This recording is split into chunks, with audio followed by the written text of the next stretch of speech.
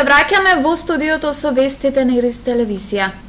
Двајца рудари од Пробиштип и Крива Паланка настрада во рудникот Лече во Србија.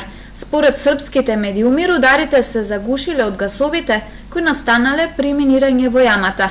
Од Министерството за надворешни работи го потврдија случајот, од каде што информираа дека во тек е увид на Државниот рударски инспекторат во Србија, а извештајот ќе биде предаден на македонската амбасада во Белград.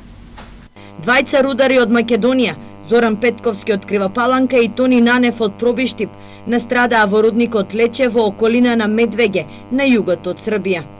Безживотните тела на двајцата рудари кои работеле во рудникот се пронајдени сношти околу 23 часот. Нивните колеги за српските медиуми изјавиле дека несреќата се случила за време на минирање во една од рударските окна. Двајцата рудари навреме не се повлекле, што било причина за нивно задушување од гасовите во јамата, што биле испуштени при минирањето, додека други пак рудари тврдат дека нивните колеги од Македонија се задушиле по минирањето. Истрагата е во тек, а телата се дадени на обдукција. Смртта на двајцата рудари ја потврдија и од Министерството за надворешни работи, од каде што информираат дека во тек е увид на Државниот рударски инспекторат во Србија, а извештајот ќе биде предаден на македонската амбасада во Белград. Петковски и Нанев во српскиот рудник работеле 4 години. Несрекни случаи при работа на поле. Тракторите и моторните пили без претходна обука за ракување со нив се опасна алатка по животот во рацете на земјоделците кои работат со нив.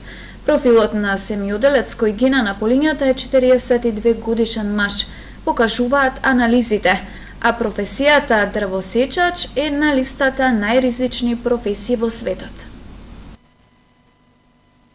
На нивите и полските патишта гинат луѓе. Земјоделската механизација и алатките кои се користат за работа се опасно оружје во раците на оние кои не се обучени за тоа. Нестручното ракување неретко се плаќа и со живот. Истражувањата покажуваат дека земјоделската работа е ризична. Профилот на земјоделец кој страда на поле, вршејќи земјоделски работи, е маж на 42 годишна возраст. За една недела во источниот регион настрада дрвосечач, откако гранка падна врз него и го усмрти, а загина и тракторист откако го потисна тракторот превезувајќи дрва. Голем дел од тракторските несреќи се случуваат поради дефекти, но и поради нестручноста на лицата кои ги управуваат и работат со нив. Полагањето за F категорија е укината. Порано, кандидатите за управување со овие машини мора да поминат низ обука за да може да ракуваат со нив, вели универзитетскиот професор Живко Давчев. Од Сдруженијето за земјоделска техника посочуваат. Отсуството на едукативни активности и програми со минимална едукација и обука на луѓето кои ракуваат со земјоделски машини се вклучени во јавниот сообраќај и создаваат последни проблеми, бидејќи поранешниот модел е неопходно да се врати со издавањето на F категорија за ракување и вклучување во јавен сообраќај. Апелираме дека дел од овие забелишки може да се стават во посебен правилник, со што и законот и правилникот би бил функционален. Ваквата реакција ја опатуваме како резултат на тенденција на прилагодување на нашите законски проекти со тенденција на нивно сообразување со европските регулативи. Стои во писменото известување на Сдруженијето на земјоделска техника на Македонија, од каде потенцираа дека треба да се допрецизира и улогата на осигурителните компании со неопходност од посебен правилник во случај на несреќа при работа или сообраќајни несреќи, што и во денешно време создава проблеми. Според резултатите од истражувањата во Република Македонија во периодот од 2008 до 2012 година, во сообраќајни несреќи со трактори загинале вкупно 47 лица, 168 биле потешко повредени, а 604 лица се здобиле со полесни повреди. Дрвосечачите, меѓу минерите, пожарникарите спаѓаат во групата на најризични професии во светот. 66 годишен жител на штипското село Шашаварлија синоќа е пронајден мртов. Увид на местото на настанот извршила увидна екипа од СВР Штип, а лекар од итната медицинска помош констатирал видливи крвави траги гребнатини под левото око на починатиот. По наредба на јавен обвинител, телото било предадено на обдукција. Синоќа избувнал пожар во куќа на улицата Пиринска во Пехчево. Го локализирале беровските пожарникари кои спречиле пожарот кој испувнал на вториот кат и ја зафатил кровната конструкција да се прошири на соседната куќа. Викендов во Свети Николе избувна пожар во стан. Потребна е помош на 6-членото семејство Шутеви за да се вратат во Штип откако ураганот Ирма им гурна домот на Карибите.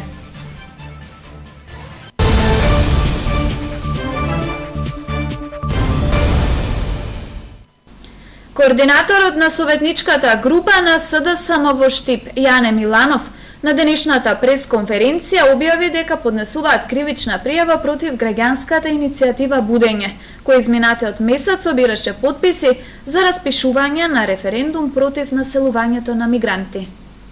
Штипските социјалдемократи денеска ја поднесува кривичната пријава против Видан Лазарев и граѓанската иницијатива Будење, кој до Советот на општина Штип ја доставија иницијативата за распишување на референдум против населувањето на мигранти.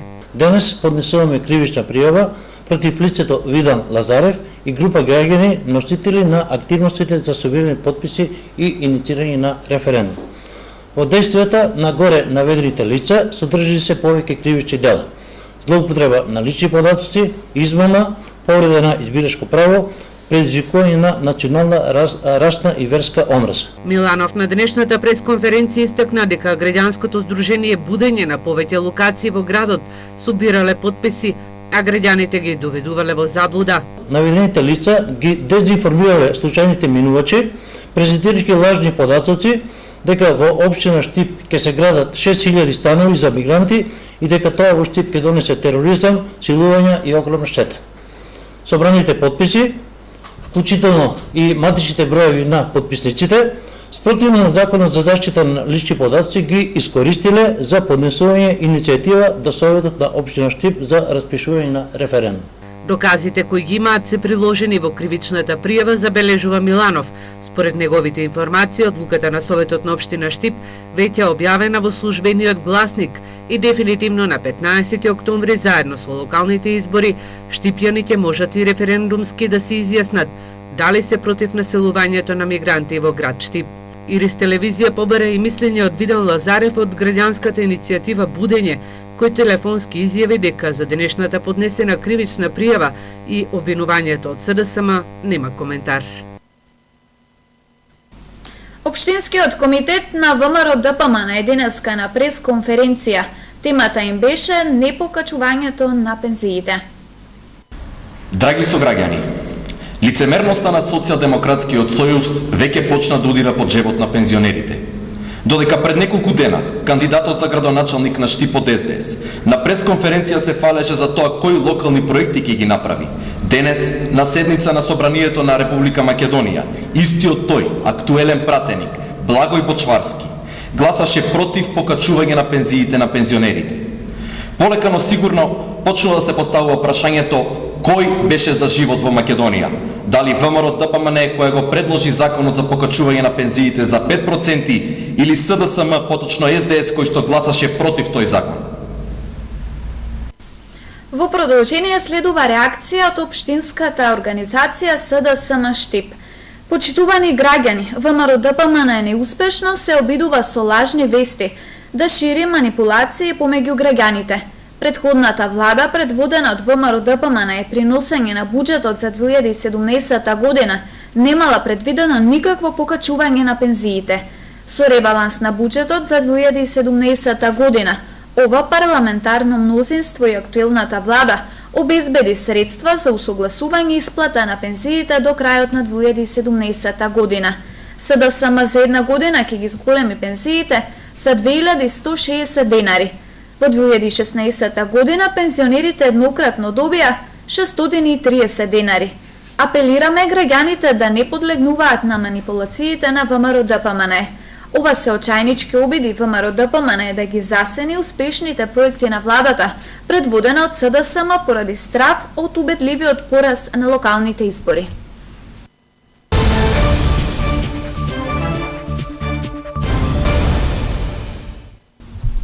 Потребни се финансиски средства за 6-членото семејство на штипјанката Билјана Шутева да се врати во Штип. На својот Facebook профил Шутева ја објави својата жиросметка. Во моментот семејството, меѓу кои едногодишно дете со крузер, патува кон Венецуела, од каде што со авион треба да се вратат во Македонија. Веќе трети ден семејството на штипјанката Емилија Шутева, која успеа да се спаси од ударот на Ирма, е згрижено на еден од крузерите на бродската компанија Caribbean Royal. Шесточленото семејство, меѓу кои има и едногодишно дете, патуваат до тропскиот остров Курасао, што се наоѓа на 60 километри од Венецуела, од каде што со авион треба да се вратат назад во Македонија. Сега во моментот финансиите се најголемиот проблем со кој се соочуваат Шутеви. Потребни им се парични средства за авионските карти. На Facebook статус на нашата сограѓанка е објавена и жиросметката, на која може да се донираат парични средства. Ама се е разрушено така да нормално човек мора да се биде загрижен. У тај смисол, посебно што да ви кажам, питуваат ме сите што може да се помогне. Засулнувајќи се во подрумскиот дел во зградата каде што живеело шесточленото семејство на штипјанката Шутева, меѓу кои нејзиниот едногодишен син, успеаја да се спасат од апокалиптичниот удар на ураганот Ирма, кој пред 5 дена ги разора Карибите. Штипјанката Билјана заедно со своето семејство живее и работи во Филисбург, Холандски Антили, а пред неколку месеци на гости кај нив заминале нејзините родители и сестри.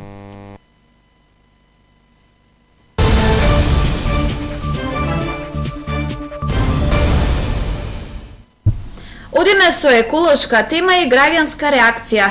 Расфрлани отпадоци по земја. Таква е сликата на спојот од крстосницата кај основното училиште Гоце Делчев од улиците Вардарска и Иво Рибарлола. Просторот кај делот од брегот и крстосницата на улиците Вардарска и Иво Рибар во непосредна близина на Општинското основно училиште Гоце Делчев долг период е во крајно лошо еколошко издание. Таму отпадоците се расфрлани низ земја, а не во канти за прибирање на смети и контејнери, затоа што истите ги нема, односно одговорните за таа работа не поставиле садови досега. Граѓаните секојдневно минуваат покрај отпадоците и со право реагираат. Да се спази хигиената у градов. Каде веќе не фрлат. Не само тука. Овај објект, не, било каде. Треба да има канти и треба да има контейнери за отпадоци за да се фрлат. И може луѓето така ќе се навикнат. Мислам ќе треба тука да се стави еден голем контейнер за тоа што народ нека покаже таму камерата. Нема дека да го стават ѓубрето. Па нека стават еден голем контейнер и ќе нема проблем. Овој дел од градот е фреквентен и од автомобили и од пешаци. Речиси е дел од центарот на Штипа, таму примерната екологија никако да профункционира. Па затоа граѓанската реакција е во насока конечно одговорните институции да отворат очи и да го решат проблемот. За да тргнат работите на подобро, за почеток доволно е само да се постават садови за прибирање на смет, а понатаму останува редот на урбаното комплетно уредување. Штип се подготвува за пастрамелијадата, па затоа не е ред и отпадот да биде дел од манифестацијата на градот. Неколку штипски училишта чекаат да се реконструираат со средства од Министерството за образование. Градоначалникот Илчо Захариев вели дека засега во тек е тендерската постапка за основното училиште Тошо Арсов, додека за останатите проекти се уште се чека на одговор. Неколку штипски училишта чекаат на реконструкција, а кои треба да се завршат со средства од државниот буџет. Градоначалникот Илчо Захариев информира дека во основното училиште Тошо Арсов е завршен тендерот од страна на Министерството за образование, каде што треба да се заменат прозорците и вратите, а од страна на родителите имаше и реакции. Тој најави дека наскоро учениците во Славеко Арсов ќе имаат услови за одржување на настава по физичко во новата спортска сала во текот на зимскиот период. Сега тече тендерска постапка околу изградба на нов парен котел, просторија за затоплување на спортската сала. Општината ги обезбеди парите, треба да тече тендерска постапка. Што се однесува до 5 училници кои треба да бидат направени во училиште Славејко Арсов, имаме реален проблем.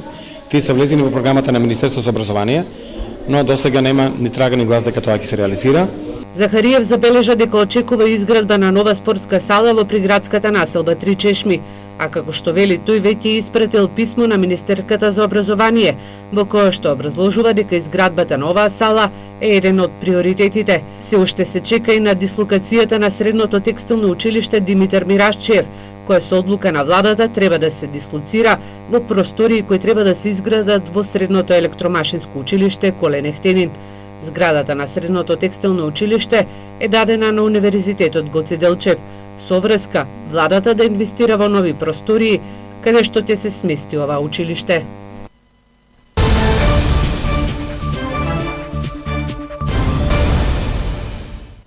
Крај на водоснабдителната сезона за водостопанство Брегалница од Кочани, една од најтешките во последниве години. Лошата хидролошка состојба ја испразни калиманци. Земјоделците посеа помалку ориз, а оваа сезона се наводнуваа само половина од предвидените површини. Заврши водоснабдителната сезона за оваа година за Кочанската водоподружница Брегалница, една од најтешките и најпроблематични во низата изминати години. Уште пред да стартува поради сушата, Кочанската подружница го промени планот за наводнување. Оризот се посеа на помали површини, а дел од нивите со земјоделски култури беа одбиени и не се наводнуваа. Оваа сезона водостопанство планираше да наводнува околу 5100, а зацртаното се реализираше на само 2900 хектари под ориз. Наводнителната сезона ја следеа рестрикции и проблеми со водокорисниците, кои наводнуваа и повеќе од што треба. Дивите испусти станаа секојдневие, надлежните почнаа да контролираат и ноќе, а во одредени случаи барале и интервенција на полицијата. Забележавме на неколку места каде што ја злоупотребуваат водата, односно до тој степен што вршат наводнување и на стрништа, односно ниви кои што веќе се ожнijani, за да можат појасно да ги ораат. И сето тоа е евидентирала наша страна деновиве и е пријавено во полиција. Се бориме со нив, веќе има поднесено и пријави. Водата од Калиманци годинава секне за дел за нивите во Штипско-Карбинскиот реон. Оризовите полиња се намалија за 70%. Долготрајната суша без пообилни дождови продолжи, а акумулацијата Калиманци поради лошата хидролошка состојба остана полупразна. Сезоната на наводнување започна со акумулирани 75 милиони метри кубни вода, што е под просекот за последниве 20 години. Оваа година од водостопанство Брегалница во Кочани неколку пати реагира и на загадувањето на Оризарска река, а во каналите за наводнување се удавија двајца. Преку активностите од проектот Обучи се доби поддршка Вработи се. Фондацијата за развој на локалната заедница во Штип работеше со жени, припаднички на немнозинските заедници од источниот плански регион. Вкупно 60 жени преку индивидуален пристап изработија кариерни планови и редовно добиваат информации за работни места. Дел од проектната целна група најдоа и работа во различни компании, пред се од текстилната индустрија согласно нивните афинитети.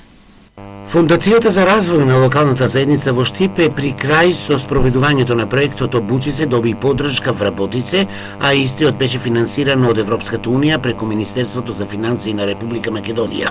Проектот имаше за цел да ги зголеми вештините за вработување на припадничките на немнозинските етнички заедници од источниот плански регион. Фондацијата за развој на локалната заедница во соработка со текстилниот кластер, тоа е здружение на сите поголеми текстилни фабрики во Македонија и со две организации партнери од Грција и од Бугарија, се при крај со проектот Обучи се доби поддршка Вработи се, проект кој што е финансиран од Европската унија. И затоа што е крај на проектот, редно е со пошироката јавност да ги споделиме и некои од резултатите кои што настанаа во време на овој 20-месечен проект. Се работеше за проект чија што цел имаше да ги чија што цел беше да се зголемат капацитетите за вработување на жените од етничките малцинства, пред се на роми од источниот плански регион, но и другите немнозински етнички заедници кои што живеат на оваа територија, но многу поважно не само да се зголемат нивните капацитети, да не остане на тоа, туку и дел од нив доколку може со посредство на кластерот да се вработат. Преку активностите на проектот на 60 припаднички на целната група поминаа сесии на обуки и тоа пишување на кратка биографија и писмо за мотивација, изработка на индивидуален кариерен план и стратегија при барање работа. Секако, дел од нив најдоа и работа. Во рамки на овој проект беа вклучени околу 120 жени, над 60 ги зголемија нивните капацитети за вработување, значи полесно можат да излезат на пазарот на трудот, но она што е како највидлив резултат од проектот е вработување на досега 15 припаднички на овие немнозински етнички заедници. Со тоа што проектот е при крај, ние се надеваме дека оваа бројка ќе се зголеми уште повеќе, а нормално ние ќе останеме и понатаму да ги следиме оние кои што имаат зајакнати капацитети и ќе посредуваме за нивно вработување пред се во текстилните фабрики, но доколку сме во можности на други работни места. Проектот е спроведуван од Фондацијата за развој на локалната заедница во Штип во партнерство со Текстилната трговска асоциација Текстилен кластер Штип, Агенцијата за економски развој од Бугарија и Стопанската индустријска комора од Родопи во Грција. Вкупниот буџет на проектот изнесува 83.640 евра.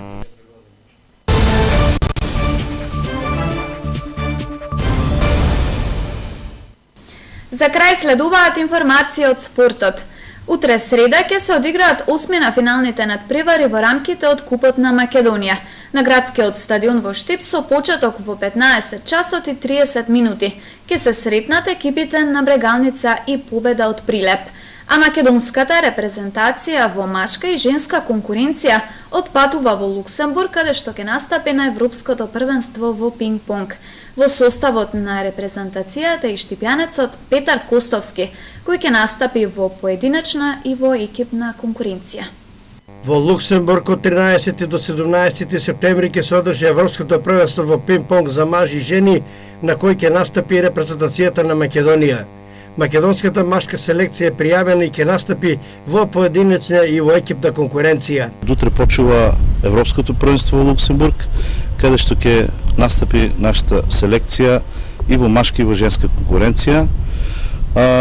Македонија ќе биде за машка конкуренција, ќе ви кажем, во групата со Шкотска, Норвешка, Велс, Босна и Херцеговина, Косово и Македонија, така да имаме шанси да направиме некој успех, бидејќи најквалитетното е отидено во Македонија, значи од Македонија во Луксембург, така да се надеваме дека во оваа група можеме да бидеме први или втори. Интересно за јавноста е тоа дека Петар е влезен во историјата на македонскиот пинг-понг на сите времиња како најмлад сениорски првак и во историјата на штипскиот пинг-понг како единствен играч од Штип кој е сениорски шампион бил до сега. Покрај Петар Костовски, кој е единствен штипјанец за селекцијата на Македонија, во екипна конкуренција ќе настапат уште и Кристијан Станојковски, Сашо Стојановски и Живко Апостоловски. Со информациите од спортот ги завршуваме вестите на Ирис телевизија, а ви останете на програмата, бидејќи по вестите следува регионалниот магазин Отворено на тема, чиј гостин е министерката за труд и социјална политика Мила Царовска. Пријатно!